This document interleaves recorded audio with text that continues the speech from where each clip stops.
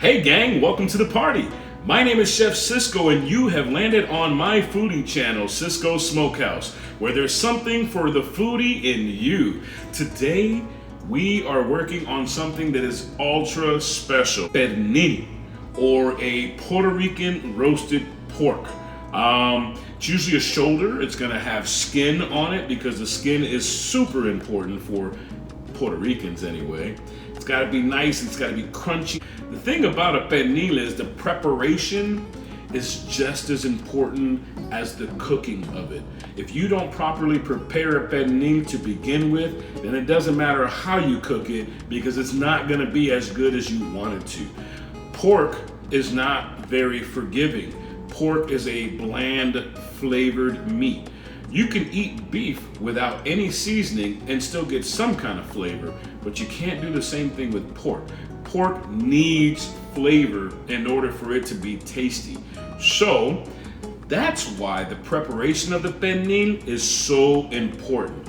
Let's get started. We have here a fresh pernil. It's going to be the picnic roast when you're at the grocery store.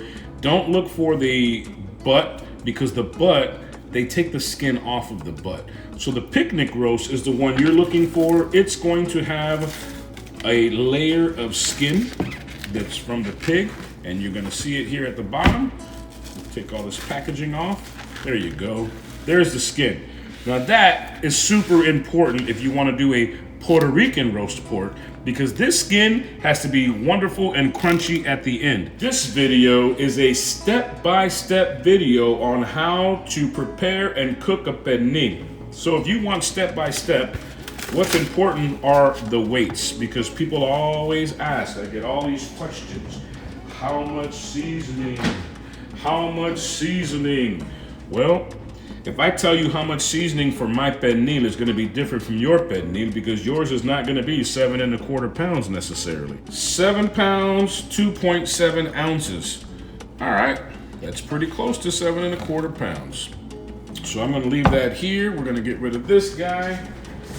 So 7 pounds, 2.7 ounces. Now it's time to get this thing prepared. Number one, we have to get the skin off of the meat. Now we're going to leave it connected. If you notice, there's the narrow end. This is where the pig's leg is, the foot, all right? And we're dealing with the shoulder here. So we want to peel back all the skin all the way to here, to the small ball end. We're going to leave it connected here because ultimately we're not trying to lose the skin. We need it and we want it to stay attached. But the reason we want to peel it back is because this meat, as we spoke of before, is very bland. If we season the outside of this skin and we don't season the meat under this skin, then that meat is going to be bland, and we don't want bland flavor. Pernil has to be rich in flavor. You have to taste saltiness, you have to taste the pepper, and you have to taste the garlic. If you don't have those three elements, then you don't have a good pernil, all right? So let's begin with the skin. And so what we're going to do is we're going to do it from the bottom first, the side that has most of the meat. That's where you want to start, because we want to split this skin right here, and you want to peel it back, because skin on the bottom can be skin that's going to be sitting in moisture. Some people, you can make your pernil without a roasting pan to where it just sits at the bottom of the pan. And all of the juices that start to expel from this pork is going to also be on the bottom of the pan. So if you have any skin sitting in the juices, that skin will not get crunchy, and that defeats the purpose. You have to have crunchy skin if you're making a Puerto Rican pernil. So we're going to start with the skin. We're going to cut it at the bottom. We're going to split it, and then from that split, we're going to start filleting it back is what we're doing basically. We're filleting the skin back away from the meat. So start on that end where you split it and just fillet it back. That's all you're doing. So if you don't have a sharp knife at this point, I will suggest finding one or taking the time to sharpen your knife. Because if your knife is not sharp enough to where you can just fillet the skin back the way I am, then you're gonna have yourself a very tough time. So fillet it back, to where it's flat to the ground or to the cutting board, if you will. Now I'm gonna spin it. Now this side you're probably not gonna be able to see as easily from your camera angle, but it's the same thing. I'm just going to fillet it back. Now the difficulty here is this particular piece, you can tell they've had a lot of weight on top. They had these stacked in their refrigerator, and with all that weight, it was basically crunching it right here. So we got to be very careful that as we fillet this back, we don't cut the skin. We don't want to cut through the skin. We just want to bring the skin to the other side. So we're going to continue to do that right now as we speak. Maybe we should do some type of time lapse because this is going to take a while.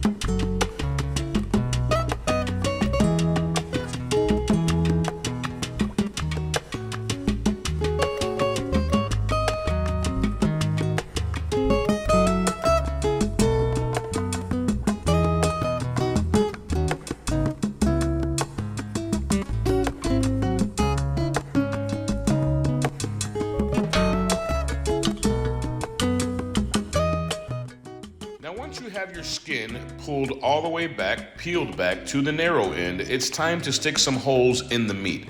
So feel around for the bone and try to avoid puncturing the bone, and start sticking a hole with your knife in a crisscross pattern. That way you can make it wide enough to stick your finger inside. And the purpose of this is you want to line the inside of these holes with seasoning. So once you have a good size, go ahead and stick about another 5 holes on your pernil on this side.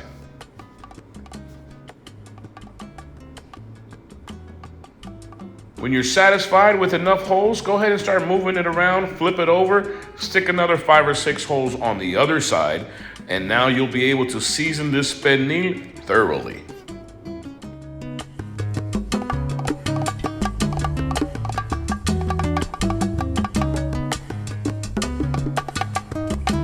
Okay, gang, let's talk about seasoning for our pernil. Now, me personally, I'm going to be using Cisco Smokehouse pork rub. Now, this is my pernil seasoning originally when we had our restaurant, and all my catering we use this for pernil seasoning. I made it in English pork rub because, well, you know, a lot of people don't really know what a pernil is. So, if you want your own bottle of Cisco's pork rub, be sure to look into the descriptions. There is a website link where you can actually purchase your own. The one bottle, it's got 140 grams, which is enough to handle quite a bit of meat. It takes about 12 grams per pound. You're at home and you don't have this pork rub and you want to make some pernil. What do? I have an answer for you. It's salt, pepper, and garlic. The 1, 2, 3. You gotta have salt, pepper, and garlic. If you don't have those 3, you're not gonna be making a Puerto Rican pernil. It has to have that salty flavor. It has to have some bite from the pepper, and you've gotta have garlic flavor. Now, beyond those 3, you can add a few things if you want to, okay? So, we're gonna talk about what that is. So I have here, I call my 1, 2, 3 mix. I've already have some made in here, but I'm gonna tell you how to make it in case you did not see it in my Puerto Rican roast duck video. That's when I made this 1, 2, 3 seasoning, but it's a great go-to, I'm telling you. So what does it mean, 1, 2, 3? Well, 3 elements: salt, pepper, and granulated garlic. I prefer granulated over the powder. So those are your 1, 2, 3. And if you remember those 3 elements, salt, pepper, garlic, 1, 2, 3, then you'll be able to make this 1, 2, 3 mix without any issue, without any problems. So choose your measuring tool, whatever it's gonna be. If you have a big container to put a bunch in, then use a larger tool, because you're gonna love this 1, 2, 3 mix, okay? It is really good for many things. I use it to season French fries. I use it to season tons of different kinds of meat. So simply 1, 2, 3, salt, pepper, garlic. So whatever measuring tool you use, it's just that. 1 of salt, 2 of pepper, and 3 of garlic. 1, 2, 3. 1, 2, 3. That is literally it, guys. It is that simple. 1, 2, 3, salt, pepper, garlic. Put a lid on it. Put it in a Ziploc bag if you want. Give it a good shake to shake it all up. And if you make this 1, 2, 3 mix, you're gonna be amazed at how good it is. And it's gonna give wonderful flavor to your Puerto Rican roast pork. So give it a go, 1, 2, 3. Now, personally, what's in here that's not in the 1, 2, 3 mix is oregano and cumin. So if you are like me and you want to add those elements, then for the oregano, I would go 2, right? So the same measuring tool, go 2 oregano. And for the cumin though, I would go with a half. Cumin is very strong. You don't want to put a ton of it. So whatever your measuring tool is, half of that for the cumin if you're going to add that, okay? But I did not add that into my 1, 2, 3 mix because I use this for many things, and the oregano and cumin is not gonna go with all those things that I use the 1, 2, 3 mix with, okay? All right, so that's the lesson on rubs. I hope my man, Jake the Snake, is out there checking me out, and he got that 1, 2, 3 mix. Now we're gonna talk about how much do you use? How much seasoning do you need? Well, it's a mathematical issue. So, in order to give you that answer, you need some things. 1, a scale. A scale that measures in grams, all right? So you gotta have that if you wanna do this the way that I do it. Now, you don't have a scale, that's okay. Eyeball it like everybody else does and it's all right. But if you want specifics, you need a scale, okay? All right, so here's what we're gonna do. We know that our pork is 7 pounds, 2.7 ounces, okay? So with the pernil rub, 12 grams of rub per pound of meat. So if it's 7 pounds of meat times 12 grams is 84 grams. So I need 84 grams of rub. We need an extra 2. So I need 86. There it is, 86 grams of seasoning. So if you're doing the 1, 2, 3 at home, it's also 86 grams of seasoning, okay? So the next element we're going to need is olive oil because we need to make a paste. So we want 6 milliliters of olive oil per pound. So we got 7 pounds times 6 milliliters, 42 milliliters of olive oil. So let me change this over to milliliter. Tear that out.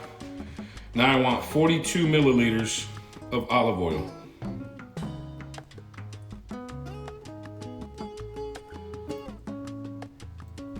There's 42 milliliters of olive oil. And now, just take a spoon and stir that around. And that's gonna give you the paste that you need to season this pernil.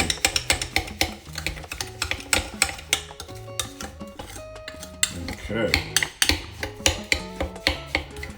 Jake, it's basically 2 to 1, but it's close. So it's 86 grams, 42 milliliters until you have this type of consistency. It should feel like wet sand is really what we're looking for, okay? Not too watery. You don't want to see oil anymore when you're done.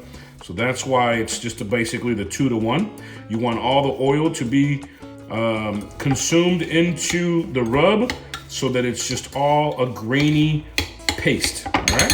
Like I said, like wet sand. But once that's done, the only other thing you are going to need is going to be cloves of garlic.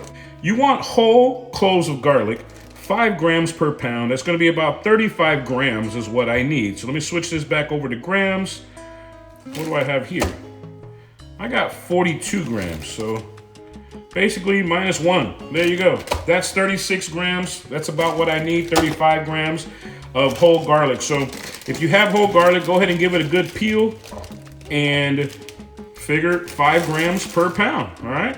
Now, personally, this one extra is gonna give me 40 grams. That's not a lot too much garlic for me, so I'm gonna go ahead and stick it in there because, I mean, gosh, I don't wanna waste that 1 clove of garlic, so I'm going a little heavy with the extra.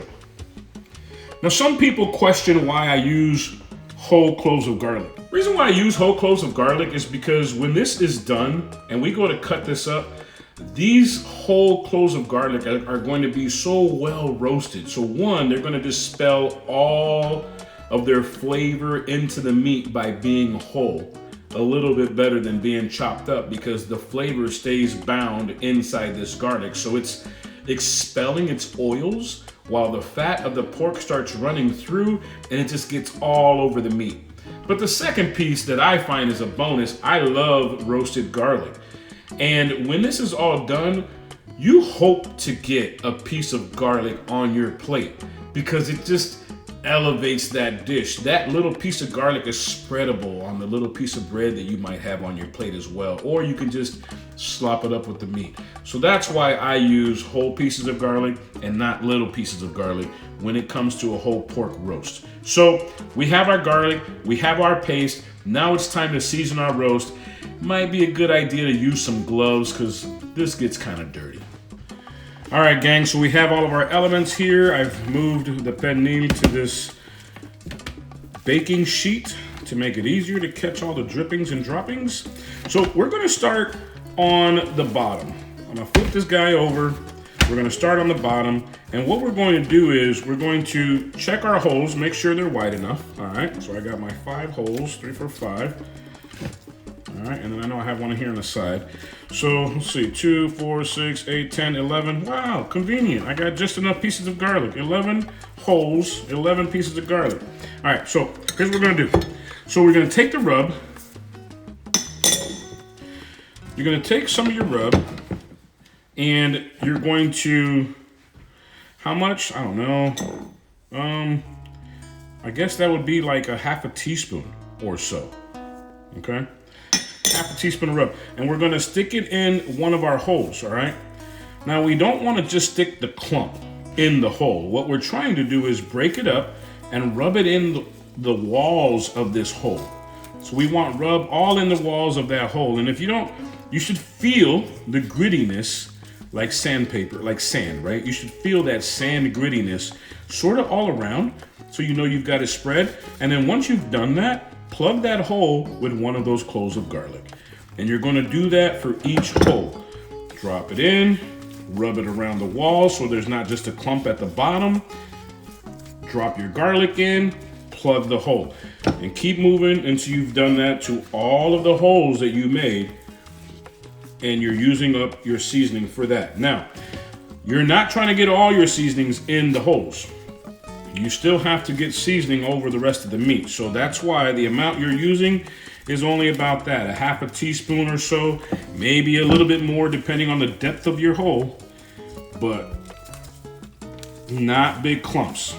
So here I got a bone, so I'm struggling with the bone, but everywhere that I can get my finger to go, I want to make sure I can feel some of the grittiness of this rub, that sandy feeling. I want to feel it everywhere because that tells me that that piece of meat is getting well seasoned. All right, now we have that hole in front that we made, so we're going to put some in here. It's a pretty big hole, so I'll put a little bit more. Plug the hole. Flip her over, do the same thing on the other side. Find all your holes, season the hole, plug the hole.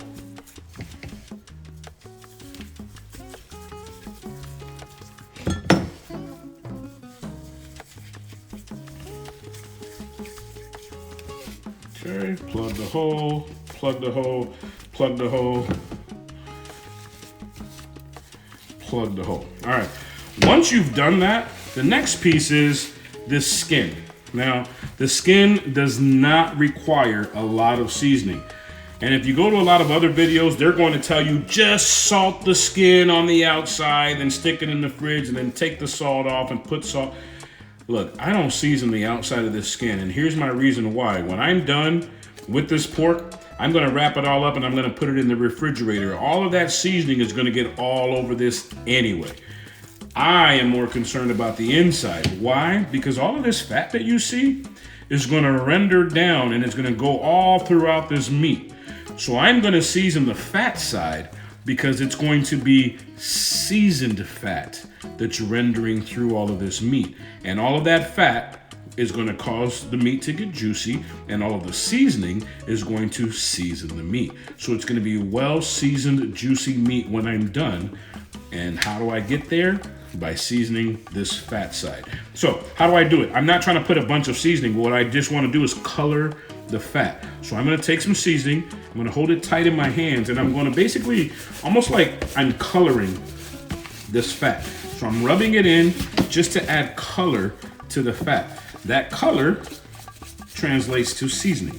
So I want color on all of this inside of this skin, inside of this fat, and that is going to make it well seasoned so that when the fat renders down and goes throughout the meat, it's gonna be so well seasoned. So that's my why for all those questions of why do you peel back the skin? Why do you season the inside of the pernil, but you don't season the outside of the skin? I have never had pernil skin under-flavored doing it this way. Never. It's always very good. What happens is when you just salt out that outside, like most people do, a lot of times your skin, not the pernil. A lot of times the skin is too salty because you salted the outside that way. So what we're doing now is we're taking the rest of the rub, because we know it's measured out. We need all the rub. And now we're just trying to make sure that all of the meat has got rub on it. So we're seasoning it, we're rubbing it over all of the meat. We don't want any part of the meat to be without a rub or to be natural looking. Everything has to have this grainy, sandy feeling seasoning all over it so that you know your pernil is well seasoned, okay? So finish it up, and that's the story here.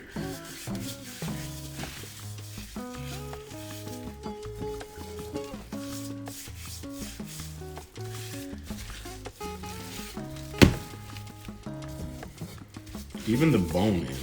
Get that bone in too.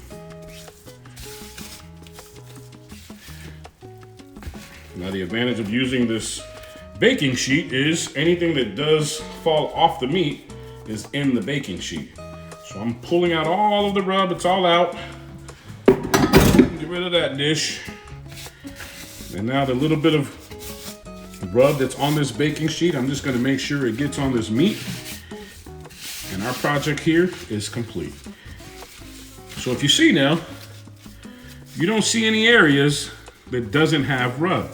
Now sometimes in your pernil, there are gonna be flaps that you can pull back. This one doesn't have it, but there'll be flaps that you'll pull back and you'll see a big opening that doesn't have any seasoning. Make sure you check your meat, pull back any flaps that are available, and rub seasoning where you don't see any. That's gonna be the most crucial thing, so that your pernil is fully seasoned.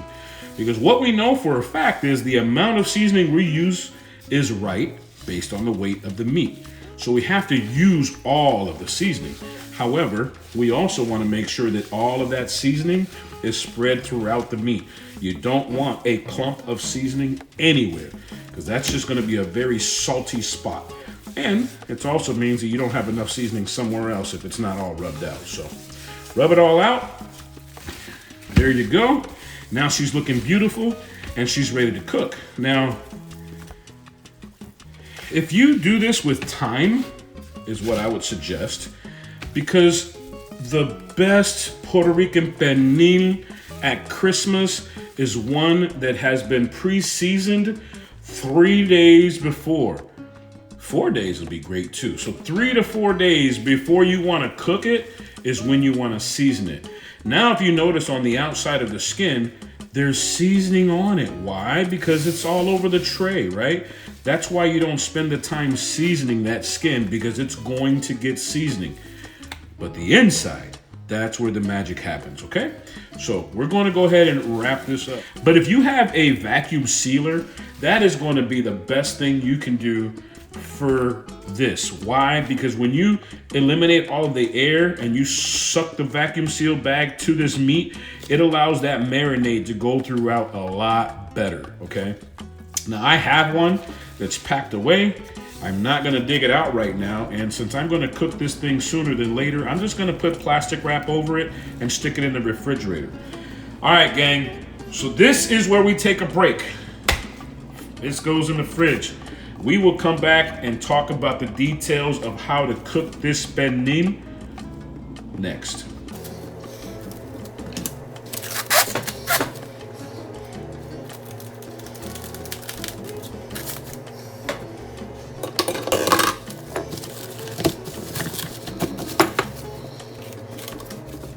All right, gang, so we take our pernil out of the fridge. It's been marinating for 3 days. It smells amazing. Preheat your oven to 440 degrees because it's time to cook. Now, we need to prepare this pernil. The only thing we need to do to prepare it is we're going to dry the skin with a paper towel or napkins because we don't want any water that came out of the meat to be on the skin. The drier the skin, the better. Now, I also glaze the skin with a little bit of olive oil after it's dry. That's an option. I like to do that because I feel like it colors the skin better, but not water. We don't want water on the skin. So, but listen, we need to talk about something that's very serious. I get asked all the time, Cisco, at what temperature do you cook your pernil and for how long? And the reason why it's such a difficult conversation is because it's not an easy answer.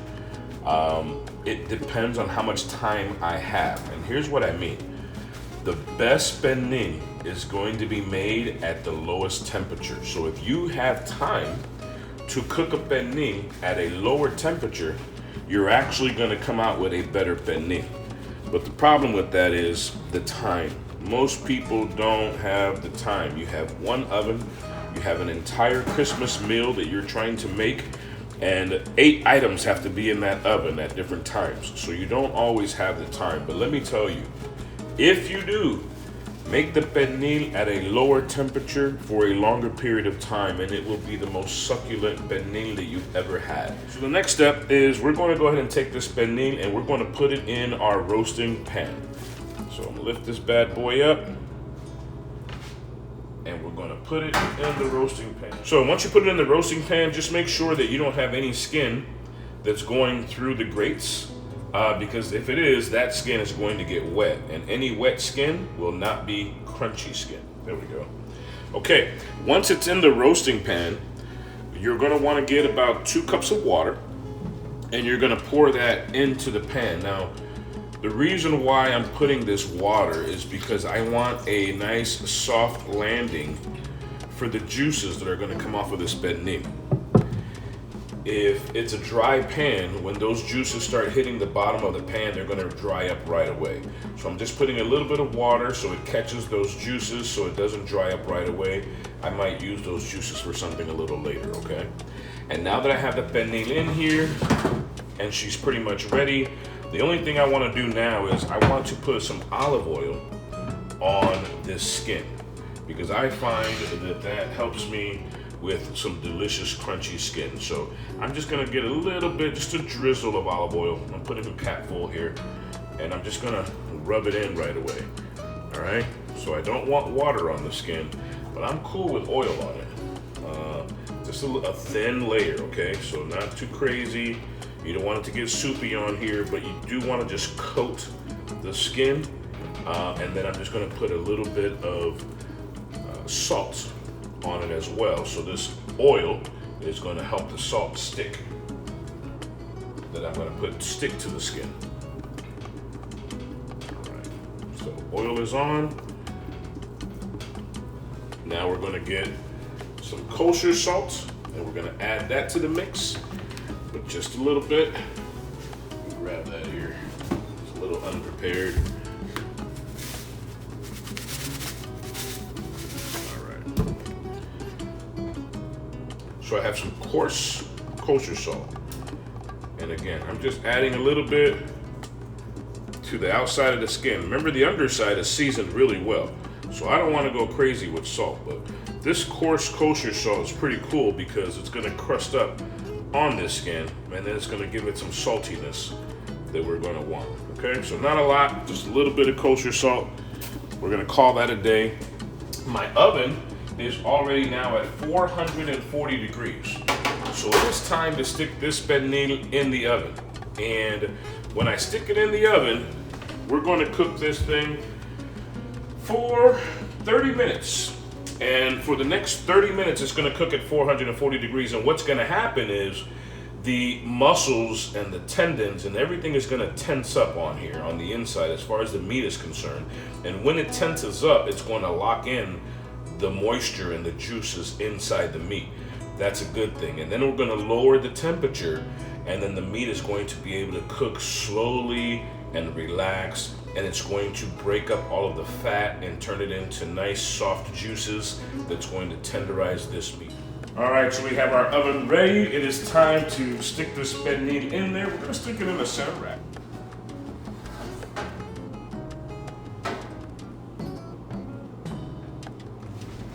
All right. Center rack, 440 degrees. We're going 30 minutes. See you in a half hour. Okay, it's been 30 minutes. Now we're gonna take the pernil out of the oven and we're gonna lower the oven down. What you should notice is that some of your skin, especially on the corners, have gotten crustated. I'm gonna turn it so you can see it.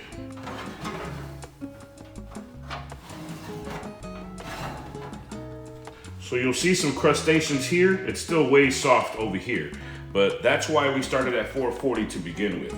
But now it's time to take this out because we don't want it in there at that extra heat for too long. And we're just going to go ahead and bring our oven temperature down. So we spoke earlier about how we're going to cook this pernil. How long do you cook the pernil for? And at what temperature? So here's the thing, if you have the time, you have to do the math. Weigh your pernil. We know that our pernil is 7 pounds, 2.5 ounces. I am stalling for time because I'm waiting for my oven to come down to 275 degrees, which is the temperature I decided that I want to cook my pernil today because I have the time. All right, so here's the answer. You don't have time, you want to cook it as fast as you can, cook it hotter. You can go 350 degrees. So the hottest I would ever go on a pernil is 350 degrees. Now mind you, I wouldn't do this unless I had to. 350 degrees, it's gonna take you roughly 30 minutes per pound. So weigh your pernil, calculate 30 minutes per pound. That's about how long it's gonna take. Now, it's not an exact measurement. Depending on your hard muscles, your hard tissues that you have in your pernil, sometimes they hold the heat for a while. The meat can stall, kind of like in a smoker. But at a higher temperature, less chances of the stall as well. So 350 degrees, roughly 30 minutes per pound, that's the math. Let's say you have a little bit more time. If you bring that temperature down to say 300 to 325, then it's gonna take you roughly 40 to 45 minutes per pound. A little bit longer, a lower temperature. I mean, I would say worst case scenario, 300 to 325. 350 is a little too much for me, but you can do it, all right? Now, ideally, for me, 275, which is what we're going for today. At 275, we're expecting that it's gonna take roughly 50 minutes per pound. You can go as low as 225 to 250, but honestly, I wouldn't do that in the oven. That's more smoker temperature. But if you did that, it'll take roughly about 90 minutes per pound. So that's the answers at what temperature for how long. It really depends on the time that you have on your hands. Now, the next piece. So what's most important is the actual internal temperature of the pernil. because that is going to give you the texture that you're looking for. For example, some people, including myself, really enjoy pulled pork. So that means you want to cook that pernil to an internal temperature of 185 to 190 degrees, which is super, super high. But what's going to happen after you allow it to rest, you're going to be able to get pulled pork. It's going to be shredded, it's going to be pulled, it's going to be beautiful, great for sandwiches. I'm not doing that today, but if you like pulled pork, you can do that. My family, they tend to prefer chunks. Like that's the way it's been for years. Nice honky chunks of meat.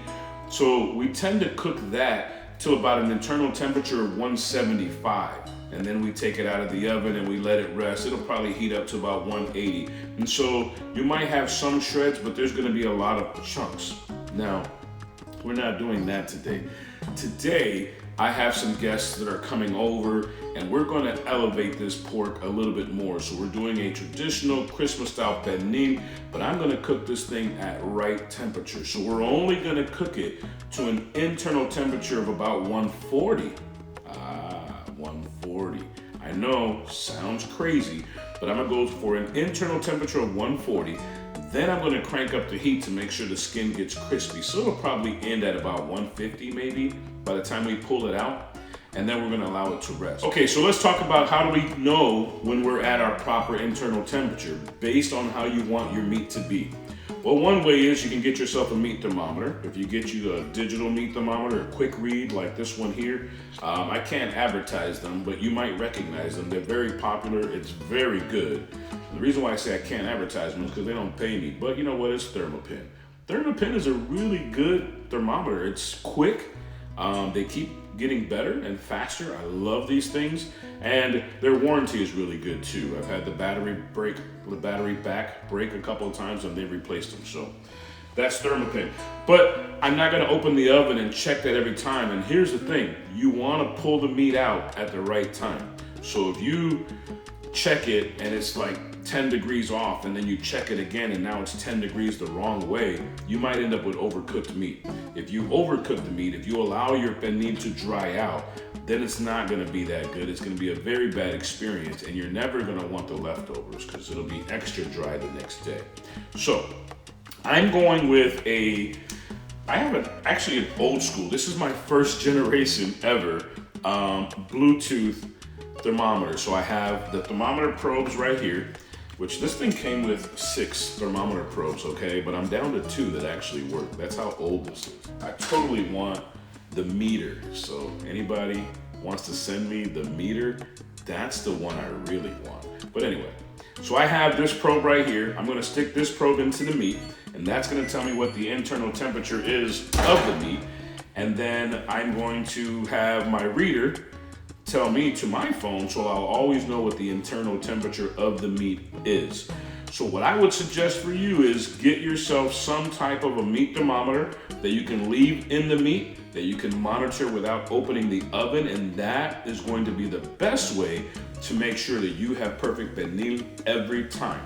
So if you want it to be pulled pork, you can wait until this thermometer tells you that that internal temperature is 185. If you want chunks, you can wait until it tells you that internal temperature is 175. But if you want, slices and you want it to be perfectly sliced pork, then you can wait until the temperature is 140 like I'm gonna do, and then allow it to rest. And it's gonna rest up to 145, 150, which is the most succulent of pork, allegedly. Most of us never cook pork to the right temperature because we're always scared to undercook it. And so we're gonna talk today and show you today how you can have perfectly cooked pork by having the right thermometer, okay? All right, so let's get to it. My temperature is finally there in the oven. All right, we have our oven at 275. It's time to stick this bad boy in. I put the meat probe into the center of that pernil so I know what the internal temperature is, which, by the way, right now is only 55 degrees. And it's time to go for it. We're going in.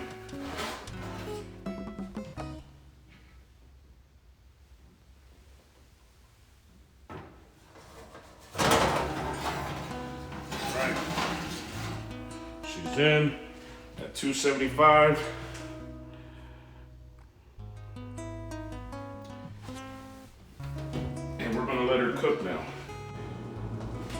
right, gang, it's only been about 3 hours. This thing actually cooked a lot faster than I expected, but the internal temperature is now 140. The skin is not ready yet. We're gonna take this guy out and see how she looks. Right, here she is. Now we have currently an internal temperature of 140. Move this probe around and we're gonna see to make sure that's really what we got. Let's see here.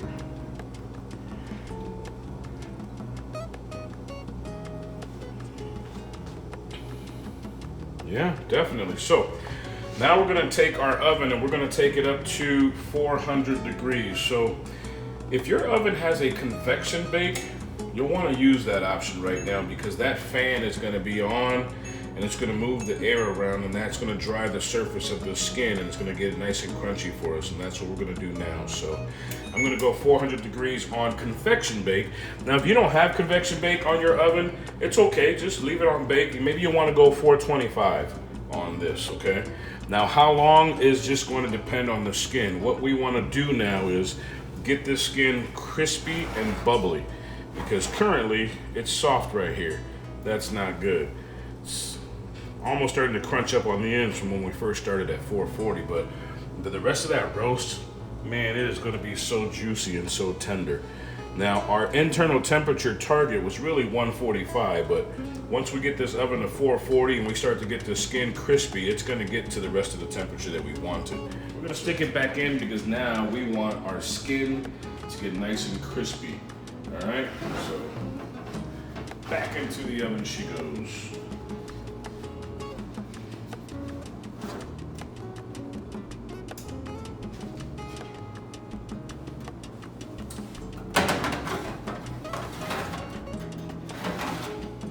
Now, it's gonna be about 20 minutes, but I'm gonna suggest you keep an eye on the skin.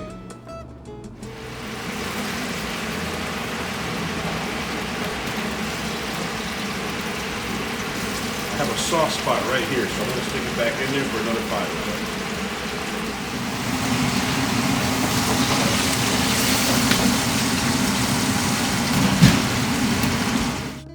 Now look at this pernil. Isn't that the most beautiful thing? Crunchy skin on top, succulent meat underneath. Oh, but don't cut it yet. Now listen, this is important. Be sure to rest the pernil for 30 minutes. Do not cut into this pernil before allowing a proper rest time, or you're going to find that your pernil is going to dry out. All right, gang, we're back. It's been 30 minutes that this pernil has been resting. We've moved it over to this cutting board, and now it's time to get inside and see what she looks like. So first things first, you're gonna take your skin, and now you should be able to handle it, and just peel it all the way off.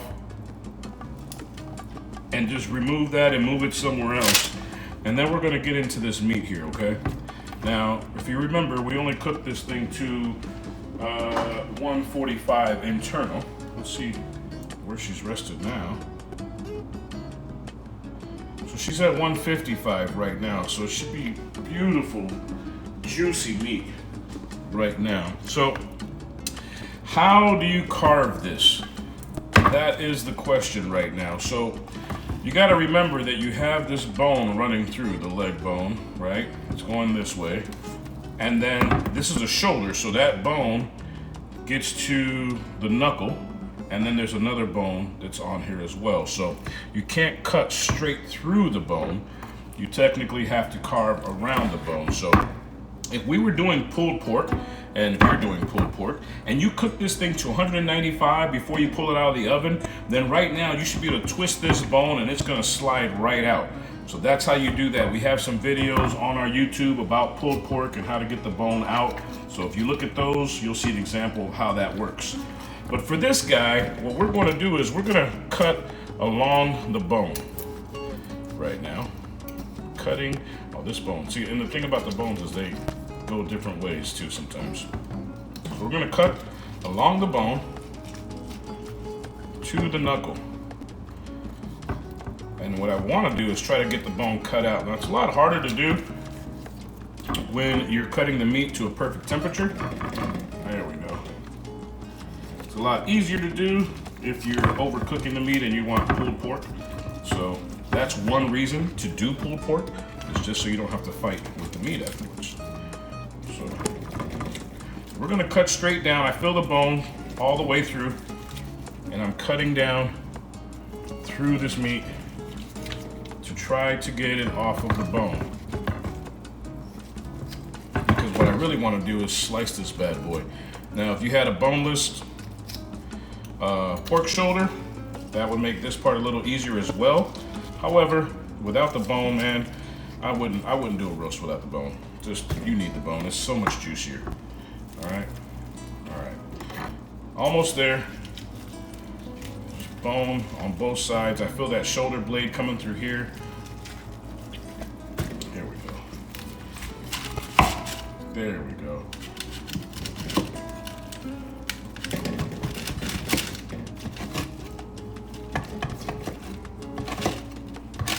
All right, so I'm gonna put this to the side for now. And we're gonna work with this piece because this is the piece that we've cut apart. It's beautiful.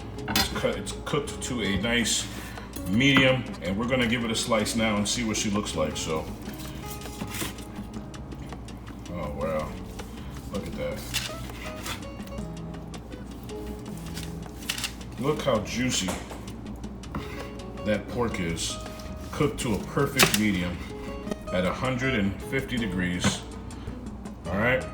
Now, some people say that pork can't have this pink. It can't be cooked to this temperature, but it is perfect. Now, I would caution, if you're feeding, like most Christmas times, you're gonna be feeding children or elderly.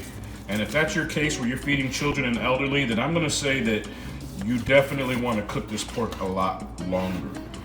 But if it's all adults that you're serving, this is going to be the most tender and the most succulent pork that you've ever had. Look how juicy. Look at that.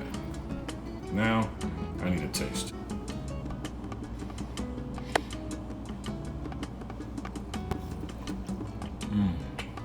Oh. The garlic punches you first.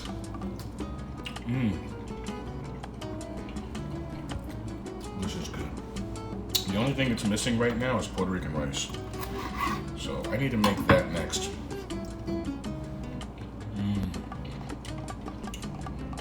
That's delicious. But you slice this up for dinner, put it in a shallow pan, cover it up with aluminum foil, and leave it in the oven on warm. That's how we're gonna have this ready here. So I'm gonna slice this up. We're gonna put it in a shallow aluminum pan, and I'm gonna leave it in the oven to warm until dinner time. That way it doesn't dry out. We'll have it covered up. And oh my gosh, I'm so excited about this. It is so delicious. All right, this other half, I think I'm gonna stick it in the pan and we're gonna slice it later. All right, but before we go, let's talk about the cuero. What do you do?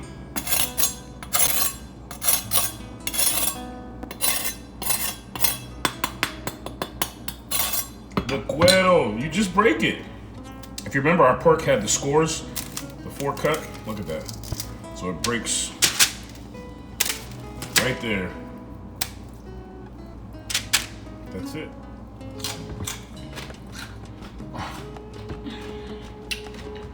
That amazing, authentic crunch with a little bit of kosher salt that we put on the outside.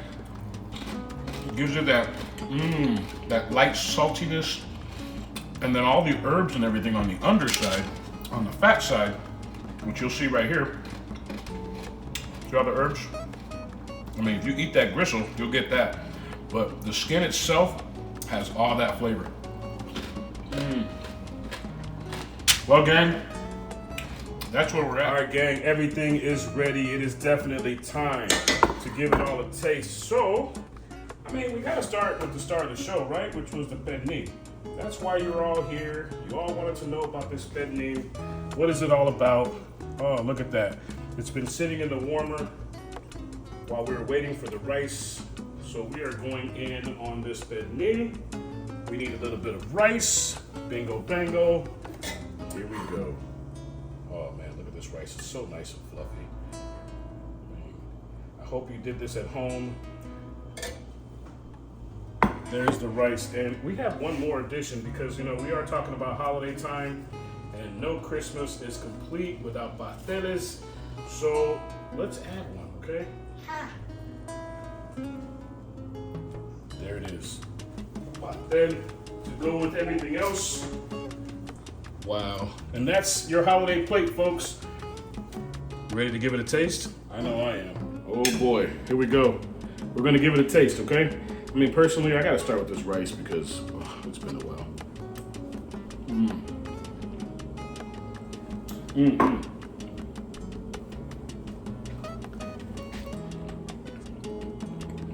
That lechon is on point. I hope you enjoyed. We'll see you guys next time.